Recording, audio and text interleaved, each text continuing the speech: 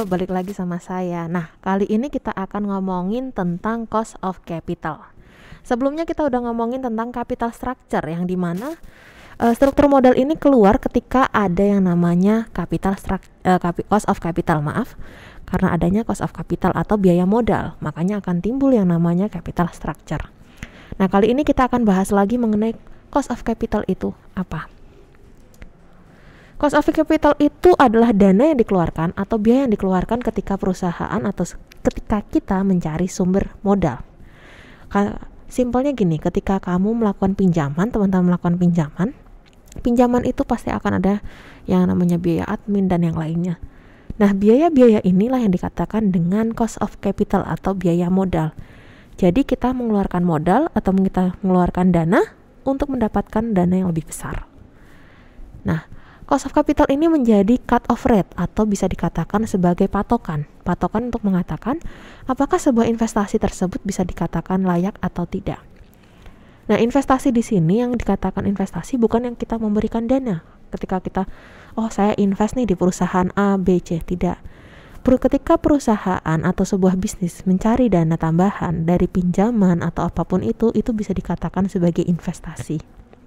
Jadi, cost of capital ini menjadi patokan kira-kira apakah biaya yang dikeluarkan sesuai dengan yang kita dapatkan atau tidak. Nah, secara gampang ya, secara basicnya, secara dasarnya, biaya modal bisa kalian dapatkan dari biaya real dibagi dengan penerimaan bersih dikali dengan 100%. Biaya real ini adalah seluruh biaya yang kalian harus tanggung ketika transaksi tersebut terjadi. Mulai dari biaya administrasi, biaya notaris, provisi, dan yang lainnya. Sedangkan penerimaan bersih adalah simpelnya kayak gini. Dana yang kamu dapatkan ketika sudah dikurangi dengan biaya.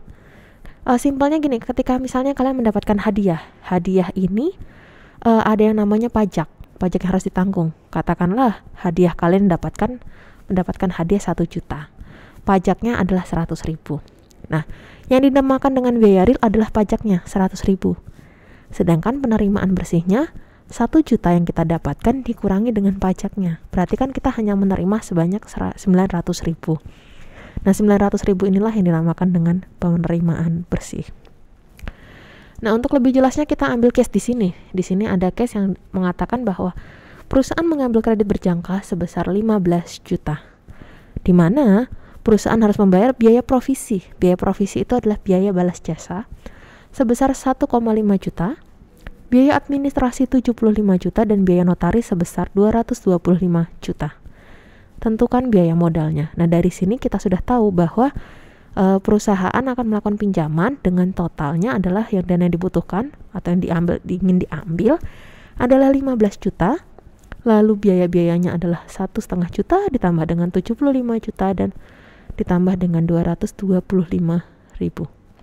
Maaf, tadi 75.000. Nah, di sini makanya akan kita ketemukan hasilnya bahwa biaya yang dikeluarkan atau biaya realnya adalah 1,5 juta ditambah 75.000 ditambah dengan 225.000 sama dengan 1.800.000. Lalu untuk penerimaan bersihnya berarti 15 juta dikurangi dengan 1.800.000.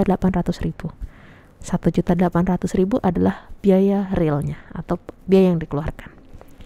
Maka penerimaan bersihnya adalah 13.200.000. Dari sini maka bisa didapatkan biaya modalnya 1.800.000 dibagi dengan 13.200.000 dikalikan dengan 100%. Ketemunya 13,63%. Jadi, biaya modal yang dikeluarkan dari kasus ini, dari case ini, dari investasi ini adalah 13,63%. Nah, mungkin teman-teman bisa mencobanya. Ini ada satu kasus baru yang kurang lebih sama pengerjaannya. Nanti teman-teman bisa coba di rumah gitu atau dimanapun. Nah, lanjut lagi. Seperti yang kita tahu, kalau misalnya cost of capital itu adalah menentukan biaya yang harus dibayarkan oleh perusahaan. Ketika biayanya terlalu tinggi, otomatis bisa dikatakan, wah, ini nggak layak nih karena ternyata biayanya terlalu tinggi. Pembandingnya apa? Kita pembandingnya dengan keuntungan atau bisa dikatakan dengan hasil labanya yang kita dapatkan. Jadi jangan sampai ternyata biaya yang kita keluarkan justru lebih banyak daripada keuntungan yang kita dapatkan.